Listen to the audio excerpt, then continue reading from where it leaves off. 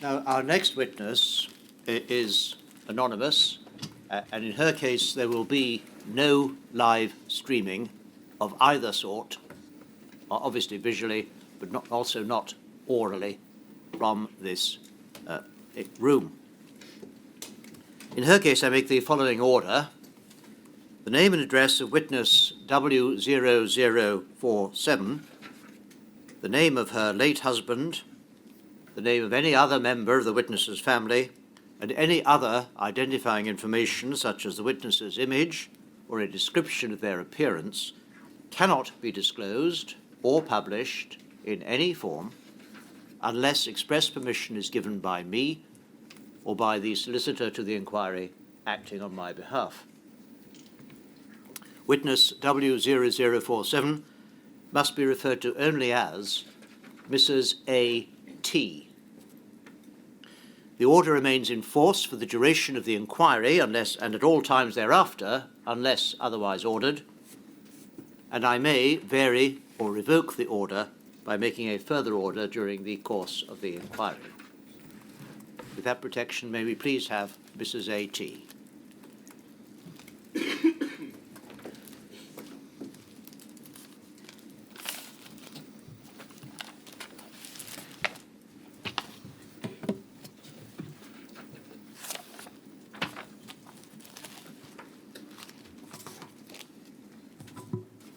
Mrs. A.T., your full name is known to the inquiry.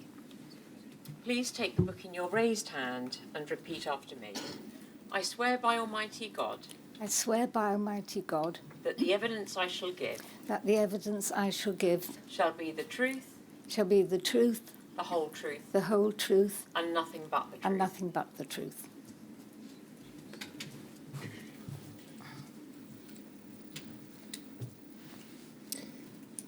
Mrs. A.T., you're here to tell us about your late husband. And to make it easier for you to give your evidence, we're going to call him by his first name. But that is covered by the restriction order, and so those in the room will hear it, but it's not to be broadcast by anybody beyond that. Thank you. He was born in 1935, and he had severe haemophilia A. And we're going to look at a few photos of him. Henry, could we have 0047020 first of all?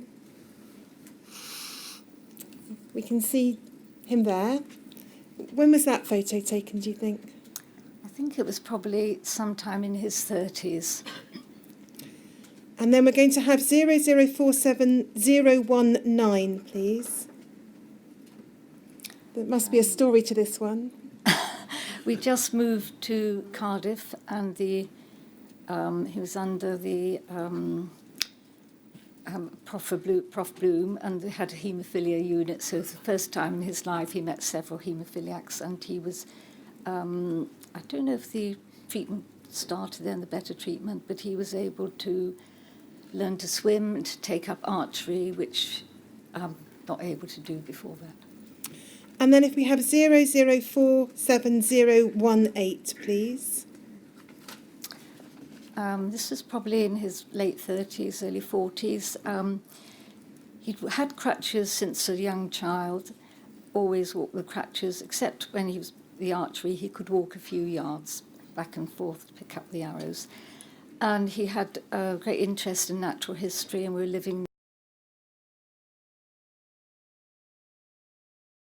And so he was collecting insects, and we were looking at wildflowers, and but he was able to get around on his crutches really well. And then 0047017, please. We're up in the Brecon Beacons, and he could get around, and we even went there in the snow. But as I say, he's got his crutches, and he was pretty fit for haemophiliac.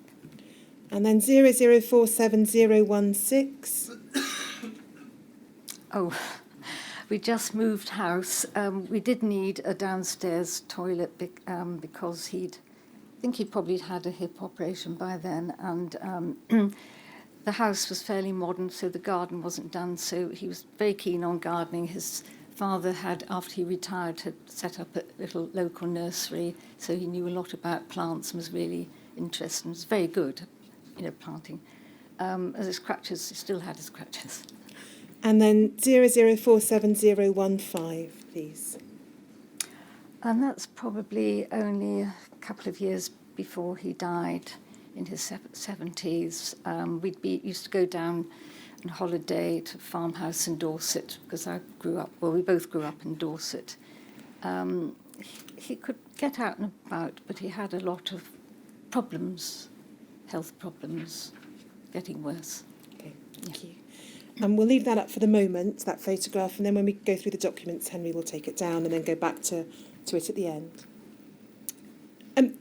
Because of his severe haemophilia and the era in which he was growing up, he spent a lot of time in hospital and had very little formal education. But he was an avid reader who educated himself, is that right? Yes, I think he never went to school, but his mother had a friend down the road, and she would come in a couple of days a week and taught him to read and write.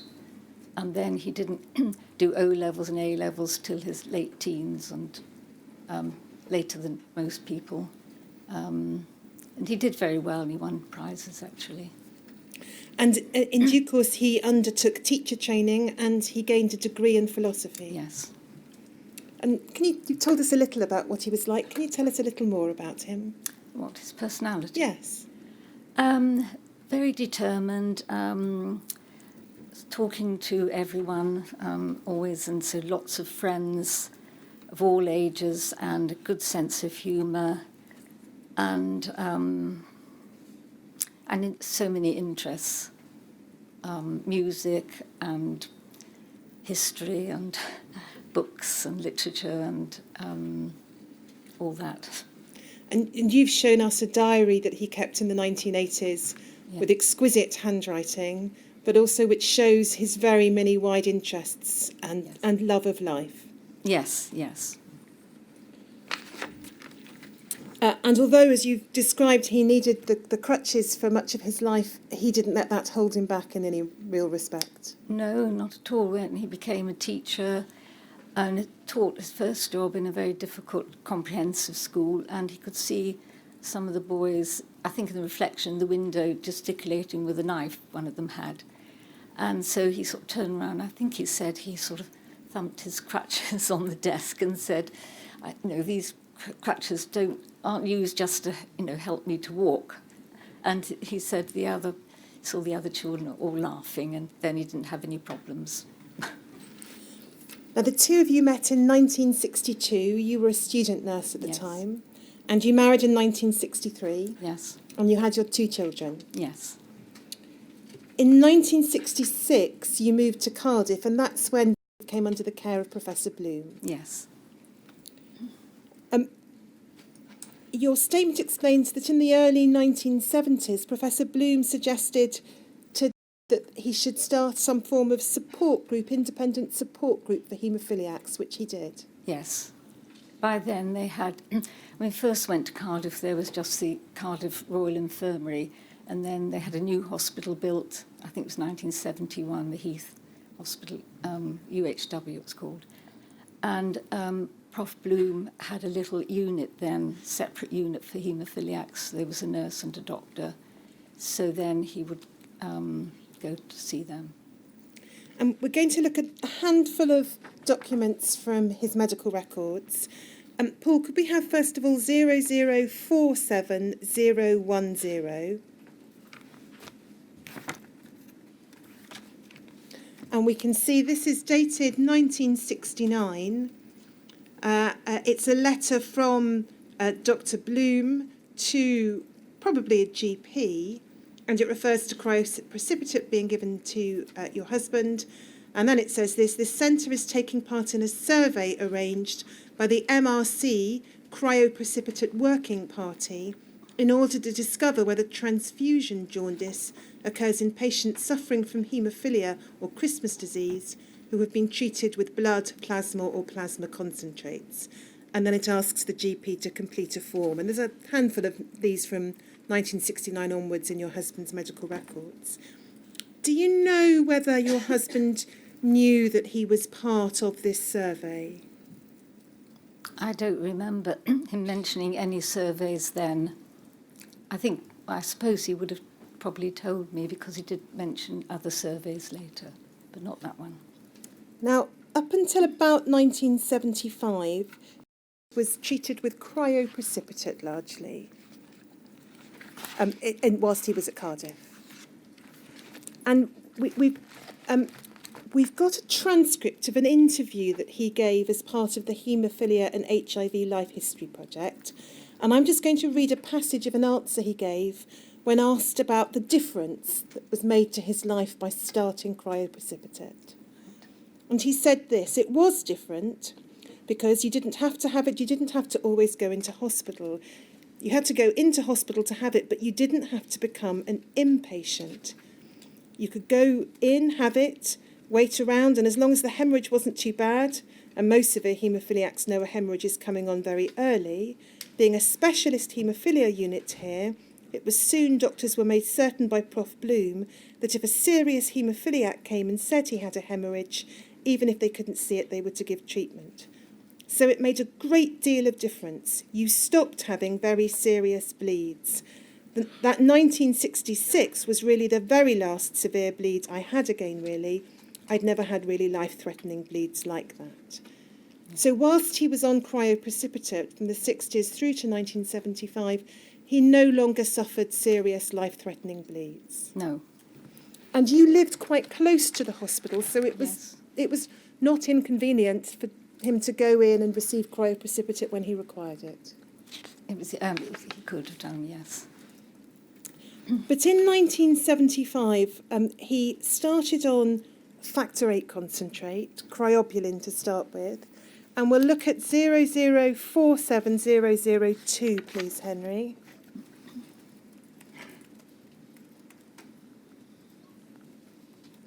We can see this is a letter from Dr. Bloom, again to the GP, dated the 10th of February 1975, and it says this: this patient who suffers from haemophilia has been selected for home treatment. His wife has been instructed in the method of making up factor VIII concentrate for injection from a freeze-dried preparation and has become proficient in the technique of intravenous injection of this material. We shall be supplying directly enough concentrate together with sterile syringes, needles, swabs, etc. to prepare 2 separate doses to be given when necessary. For minor bleeding episodes such as non-weight-bearing joints, home treatment should present no difficulty, with a major saving in travelling and waiting time. For more major bleeds, the patient has been instructed to administer a full dose at home to cover the journey to hospital. And then it says this: the risks from the use of this preparation, especially allergic reactions and hepatitis, have been explained. And then it goes on to say a little about allergic reactions, and then says this: a small percentage of these freeze-dried preparations contain unavoidably the virus of serum hepatitis, and therefore potentially dangerous to the patient, his relatives, etc. Arrangements have been made for the disposal of syringes, needles and ampules at this hospital. Do you know whether the risks of factor VIII, at least in terms of the transmission of serum hepatitis, were explained to? I honestly don't remember, but I do remember that when we had the home treatment, we were given gloves and aprons, and we could take the used treatment back to the hospital in a yellow plastic container. So we were, I suppose, aware. I don't know whether we just said it was blood. But I can't honestly say I can remember. I don't remember being told. They might have done. Do you know if was ever told that there could be the risks of a serious, life-threatening infection from the use of factor VIII concentrates? No, I don't remember. I don't remember him saying anything about that. No. Do you think if he had been told that, that's information he would have shared with you? I think so, because he did, can't remember exactly what year it was, but I'd be giving him his treatment at home, and he said to me suddenly, you realise this comes from criminals and drug addicts in America. And I was horrified. I thought it had always come from the British, transfusion service. And I said, oh, that's awful. I said, go back to the hospital and ask them if you can go back on the cryoprecipitate you were on before. And I think actually it was by then, so it must have been quite late. Or perhaps Prof. Bloom was away, I don't know. But so he did go to the hospital, and I said, well, what did the doctor say? And he just said, I think he said it was messy or something. And then we had a little chat, and I think there was the thinking then that perhaps it cost too much, or they wanted more of it, and maybe it was, the money, but that was just a general chat. And that's all I heard, was just, no, you can't. And as I understand it, although for the factor 8 home treatment was convenient because it could be given at home, Yes. Having cryoprecipitate had not been particularly problematic for him because you lived close to the hospital, and he'd managed to carry on working as a teacher throughout the time that he received cryoprecipitate. Yes, yes. In 1976, he fractured his hip and had to have surgery. Yes. And it was during a routine blood test during that hospital admission that it was showed that he'd contracted hepatitis B. Yes. And we'll just look at that in a document, please. 0047003, Henry.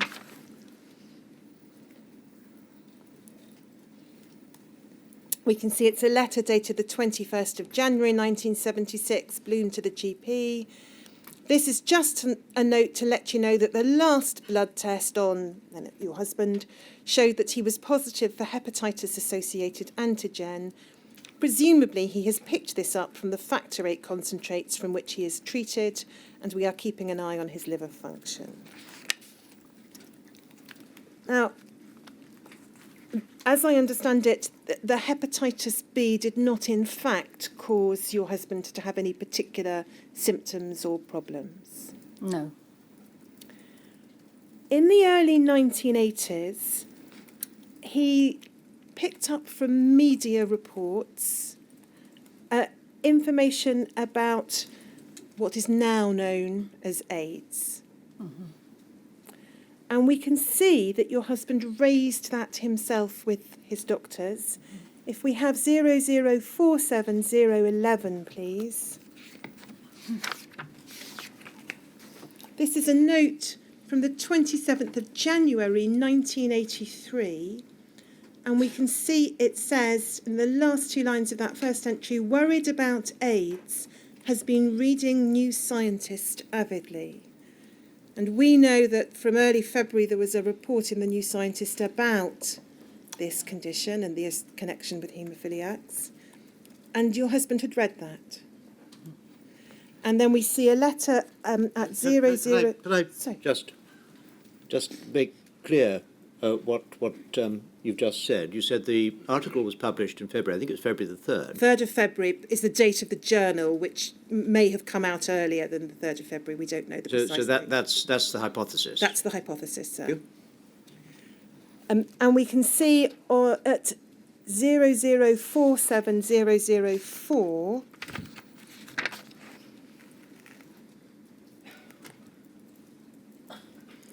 a letter written on the 28th of January, following a clinic on the 27th of January 1983. It's from Dr. Liddell, a registrar to the GP. It talks about your husband having been reviewed in Professor Bloom's clinic and saying this: he's had no new problems relating to his haemophilia, although, of course, he remains a carrier for hepatitis B virus. Being a well-read man, he is somewhat concerned about the possibility of acquiring the acquired immunodeficiency syndrome, although, of course, there is no grounds for suspecting the diagnosis in him. I have taken off blood for the usual tests, and we will see him again in 6 months' time. So we can see that your husband raised this issue expressly with Professor Bloom or Professor Bloom's staff in early 1983. Yeah. And that they appear to have credited it as a reasonable possibility. Yes. So a real risk. Yes. Now, at some point in 1983 or 1984, precise date I think is not entirely clear, but that's not a problem. Your statement suggests that your husband was told by Professor Bloom, first in a private meeting and then in a group meeting, that he had what is now referred to as HIV. Yes. Talked about this too in the interview he gave for the Life History Project. We've got some of what he said as an exhibit to your statement. Henry, can we have 0047007, page 5?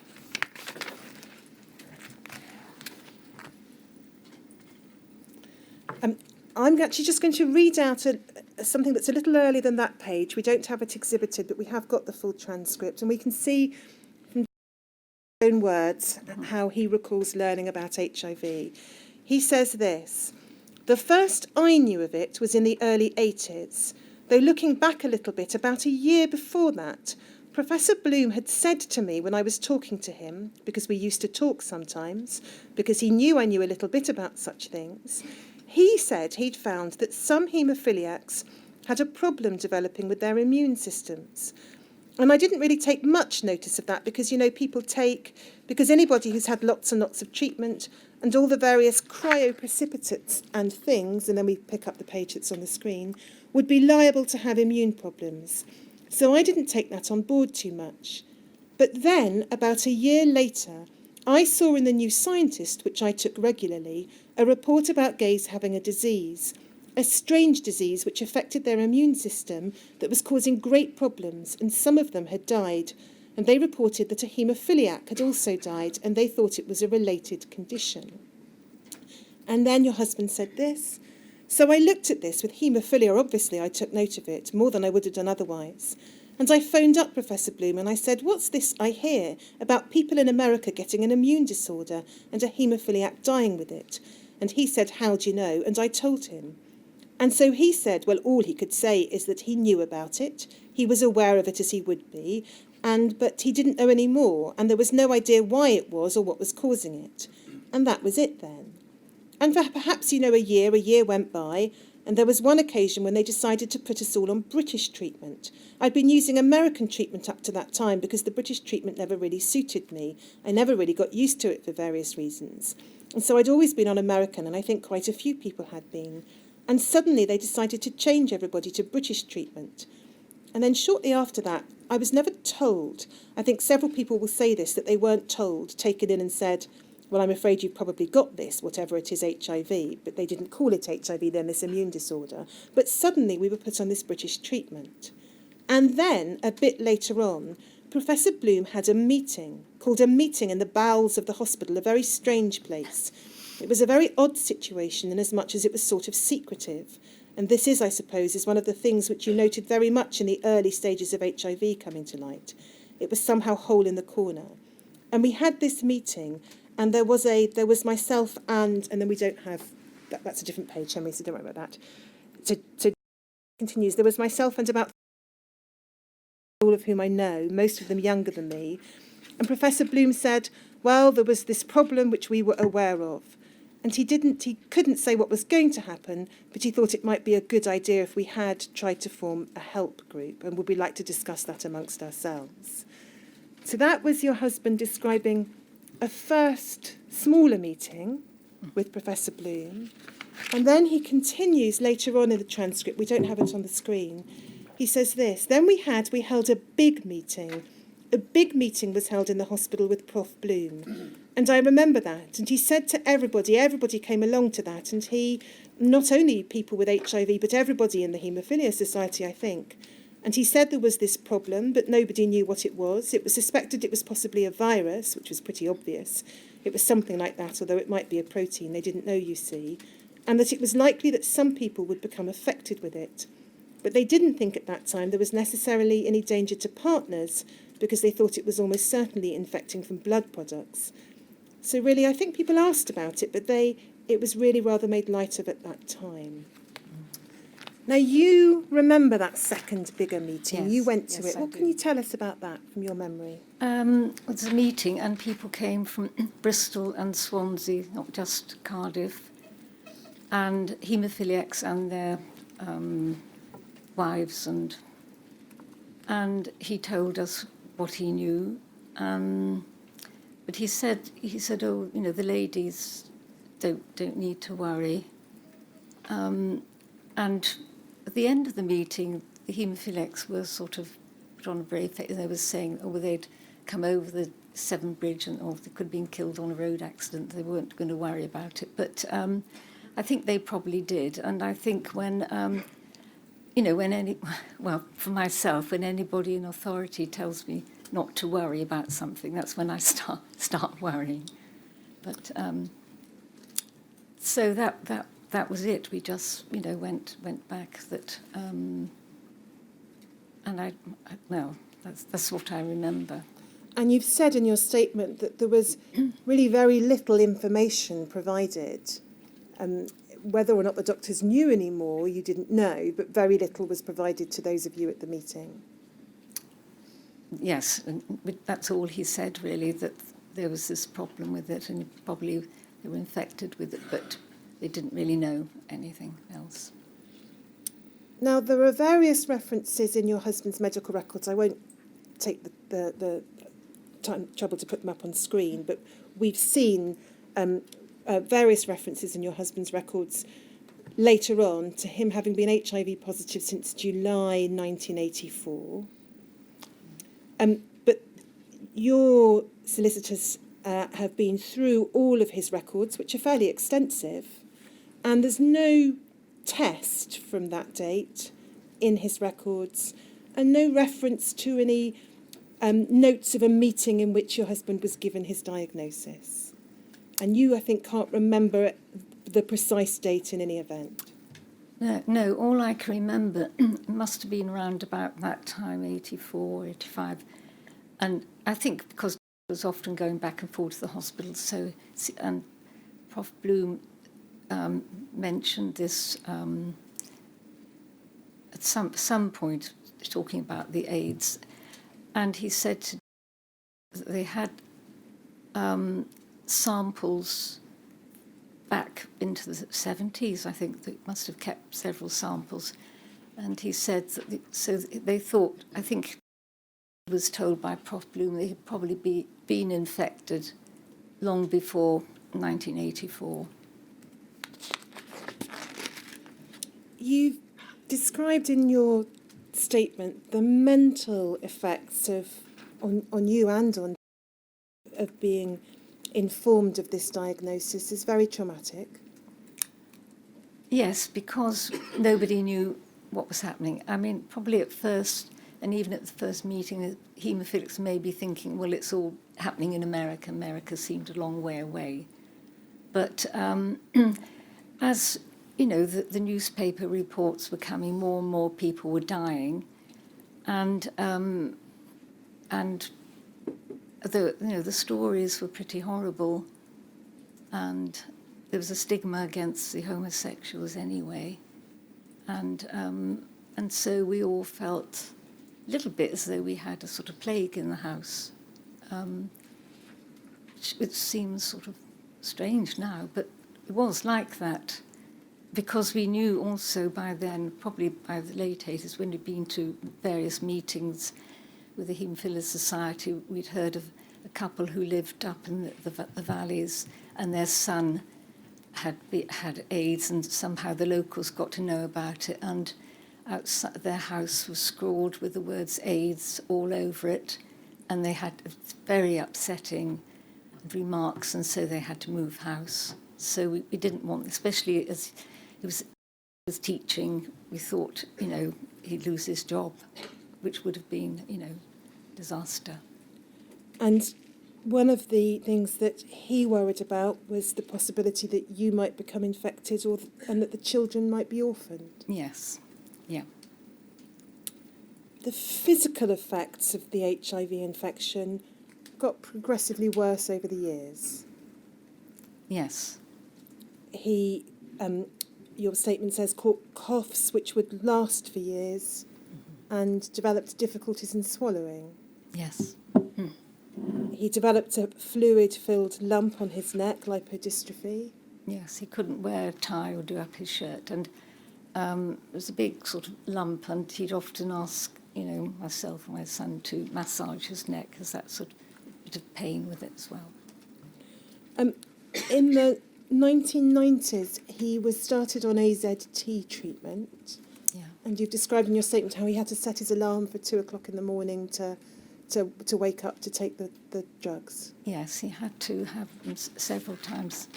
And in the night he'd had to have food as well. And I think the side effect wasn't nice. He used to feel bloated and sick, but he was still working then, so he had to keep on working.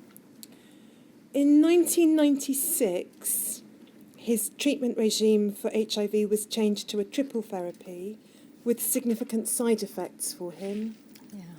Rashes, itchiness, and the start of some very painful throat problems. Yes.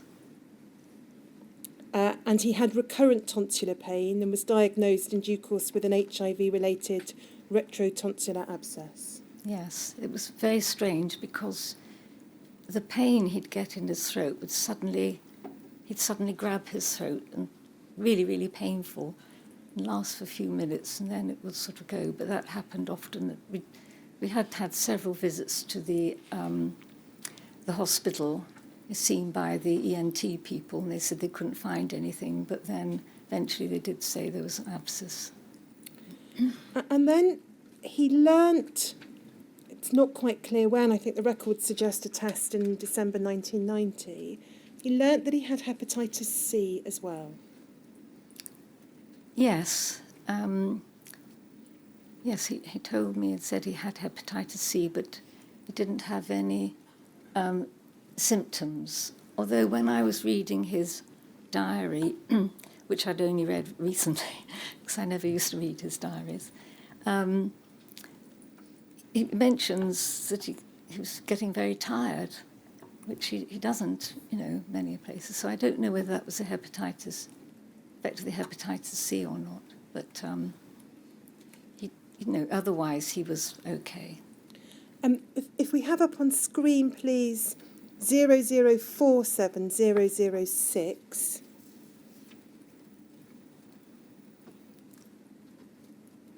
We can see this is a letter from 2004 from Dr. Dasani to your husband's GP.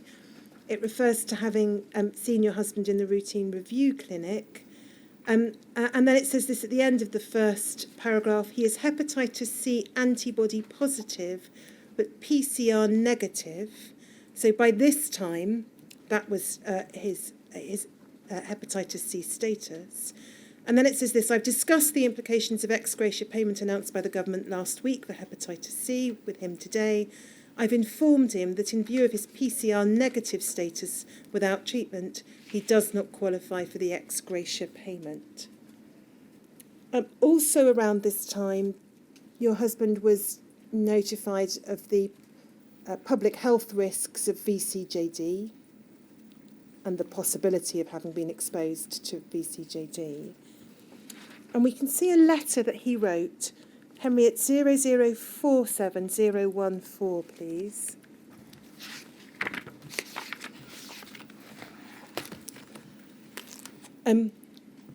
It's a letter written by him on the 10th of February 2004, and it says this in the first three paragraphs.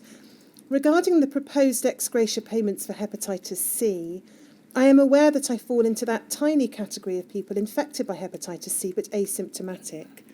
I have heard that there have been some doubts as to our status regarding this payment, so I rang the MFT office and spoke to the new Chief Executive, Mr. Martin Harvey.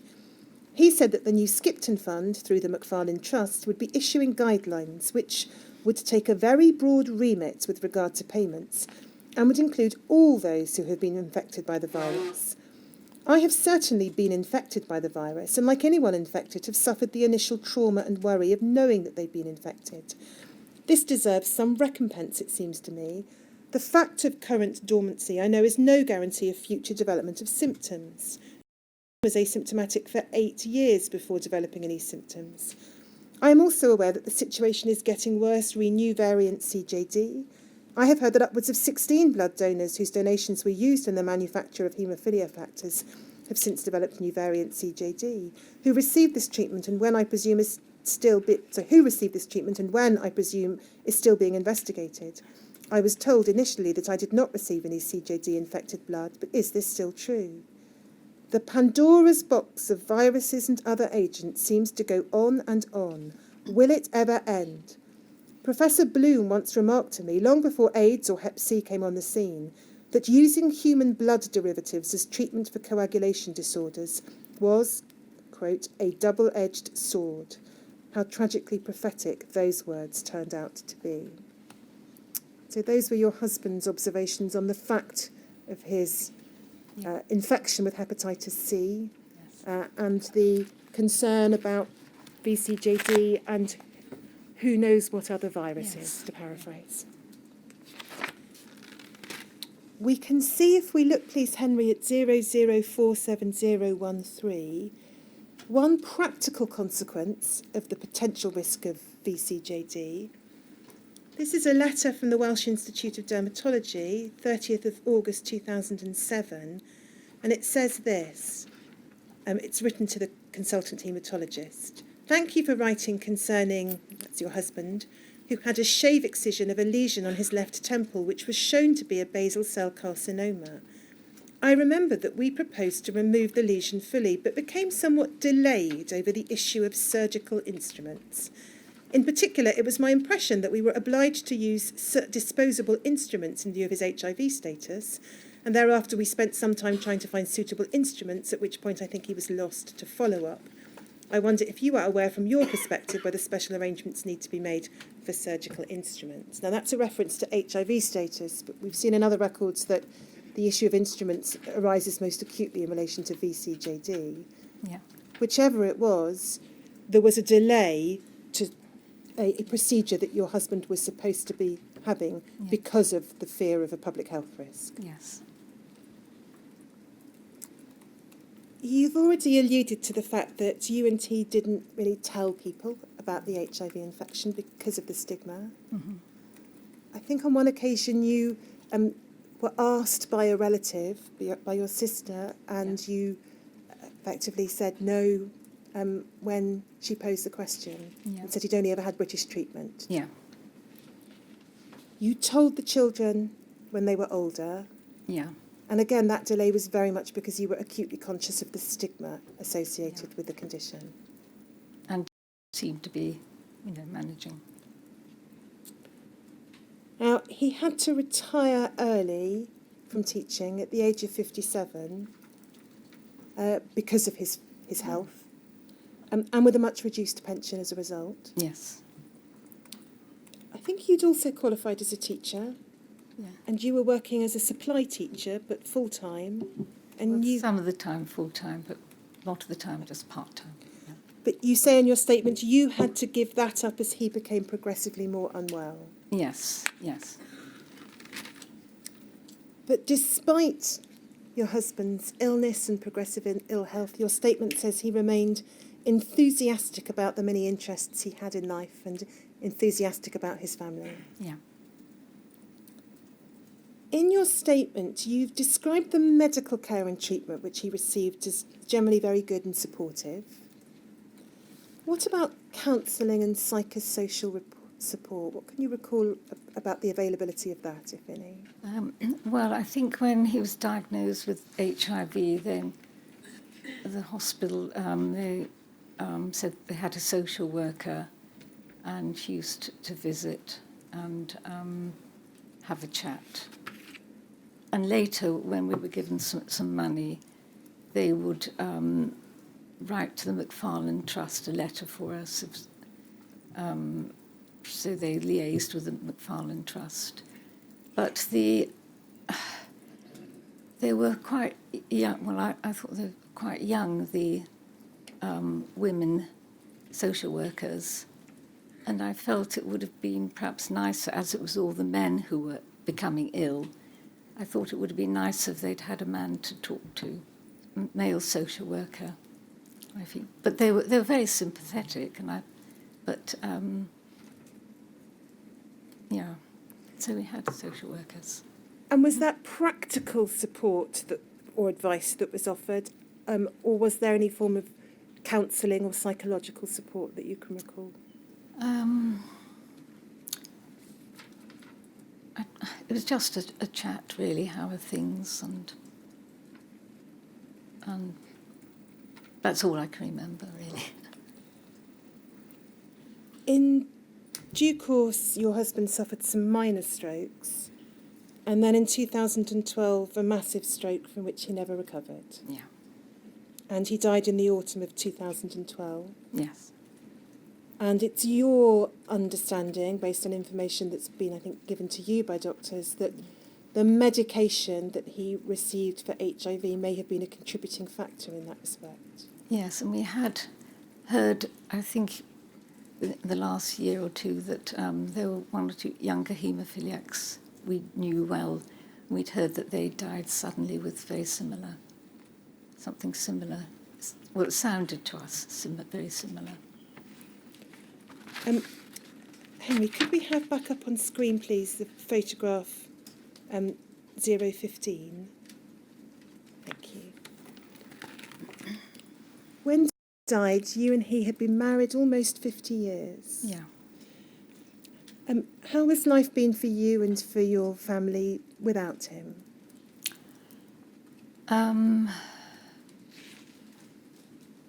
Difficult, because he was, and for his friends, because he was such a presence wherever he was. He wasn't someone who was just sitting quietly doing nothing.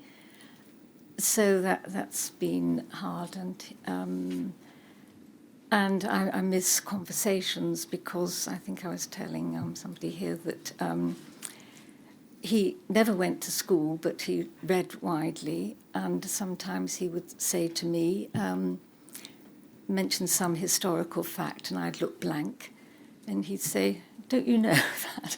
And I'd say, "No, never heard of it." And he would often say, "Well, I'm glad I never went to school," because I'd had just a conventional, I went to the local grammar school, but it was a country grammar school, not the best. But so I miss all that stimulation that. And his brain, he didn't suffer from any Alzheimer's or anything like that. But and he was, walking up until the day he died, really. Yeah. And your children have lost a much-loved father. Yeah. And your grandchildren, a very special grandfather.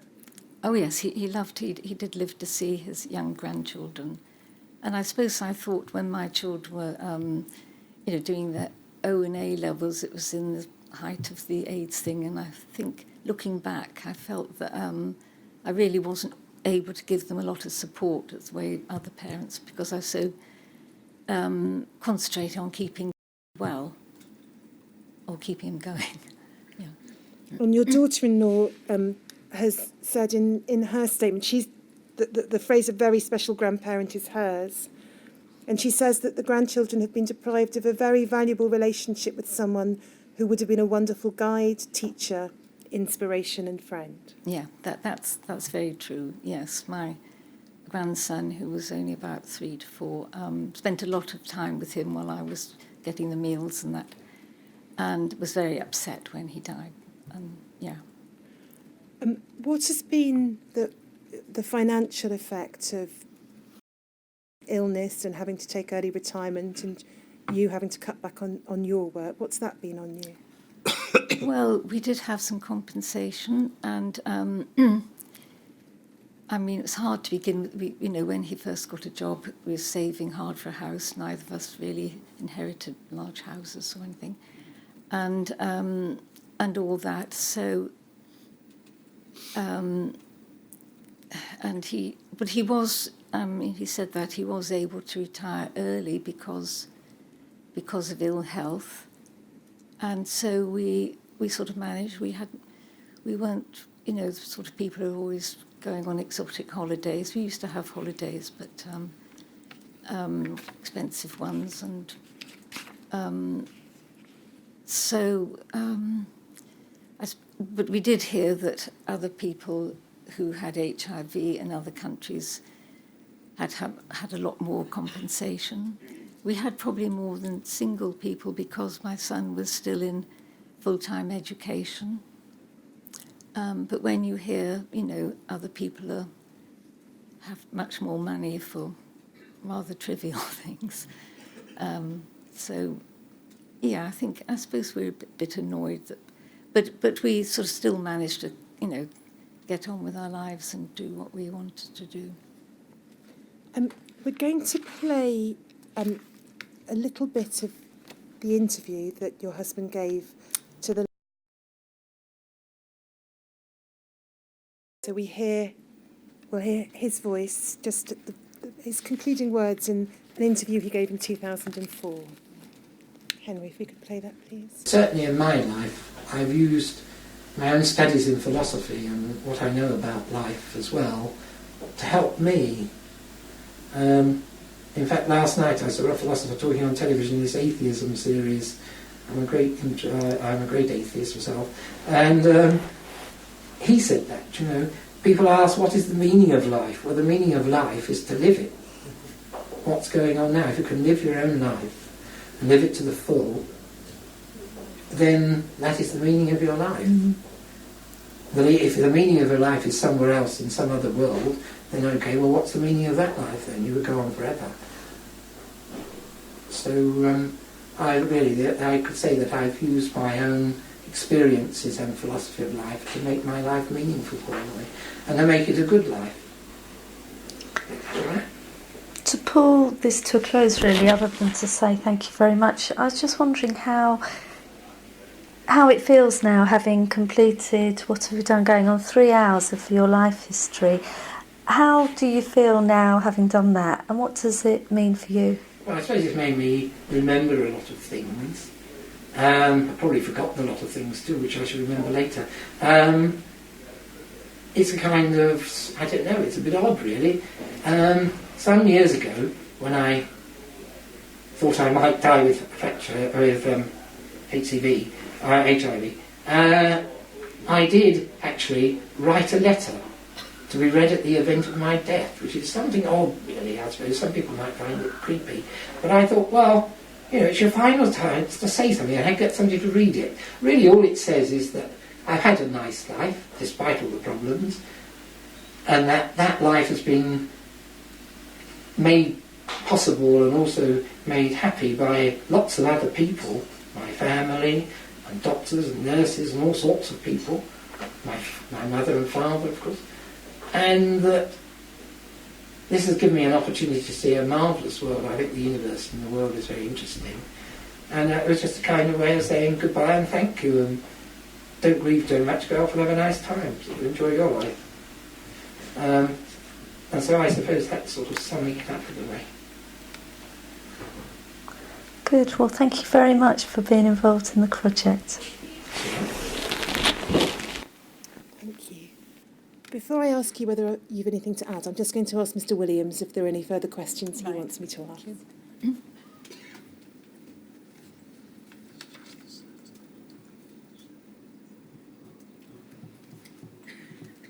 There's nothing further. Thank you. But I think there's something that you would like to add. I'd just like to say that when he was born, at the age of 2 weeks old, he had pneumonia and was given the last rites, not expected to live. And then they discovered he had haemophilia. It came out in bruises, and his mother was... doctors accused him of beating him, but they'd said it was haemophilia.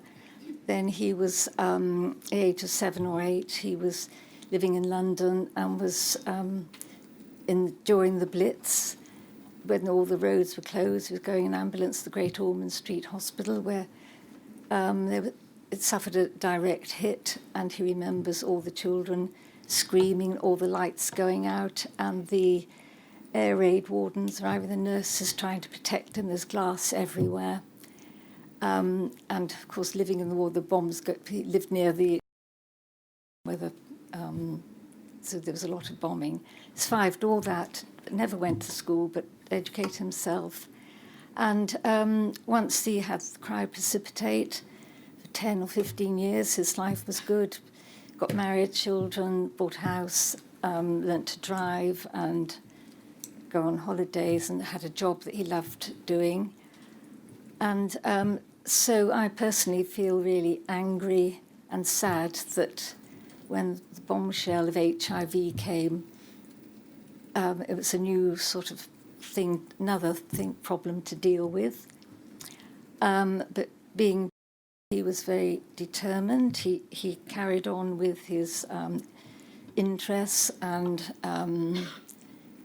still walking with his crutches, even though he had to have another hip operation and in a wheelchair for several months. And the doctor said, "You must just use the wheelchair now.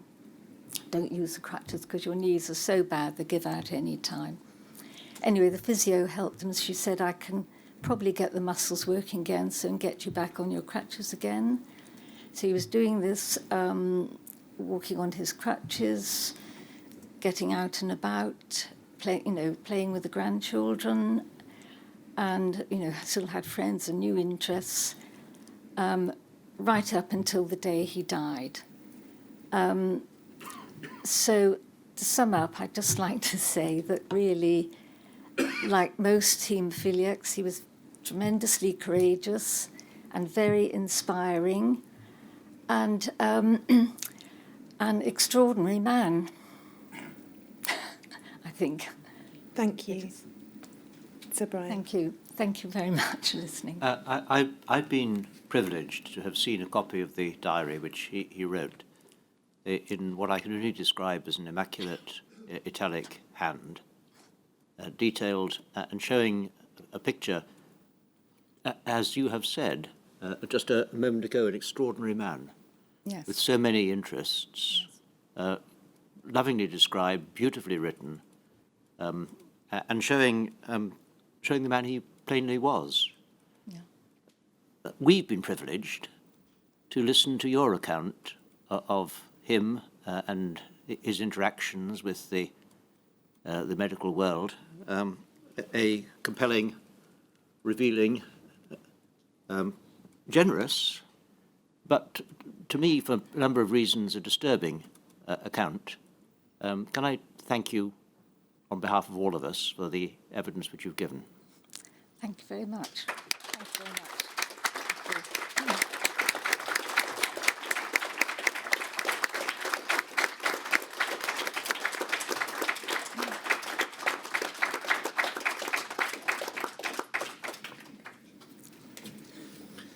We're going to take a break till 20 to 3.